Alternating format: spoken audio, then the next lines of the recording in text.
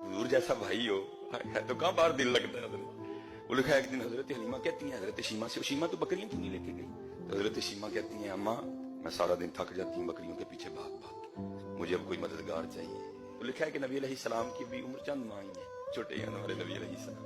तो हजरत शीमा हुजूर नबी अलैहिस्सलाम की तरफ इशारा करके कहती हैं तो अम्मा फिर इस तरह करो बतौर मददगार भाई मोहम्मद को भेज दो। बात ही ऐसी थी कि समझ में ना आने वाली थी हजरत। आपने फरमाया शीमा मत तो नहीं मारी गई, मोहम्मद अलैहिस्सलाम तो भी खुद दूध पीते बच्चे हैं, तेरी मदद किस तरह करेगी? बात है क्या, खुल के बयान कर। तो हजरत शीमा रज़ी अल्लाह तआला अन्हा कहती है माँ एक दिन मैं भाई मोहम्मद अलैहिस्सलाम को साथ ले गई थी बकरियां चराने, बड़ी तेज धूप होती है भाई, चल जाती हूँ छांव ढूंढती फिरती हूँ, लेकिन जब मैं भाई मोहम्मद अलैहिस्सलाम को उस दिन लेके निकली ना घर से, तो जैसे घर से बाहर निकली एक बादल ने आके हम पे साया कर दिया।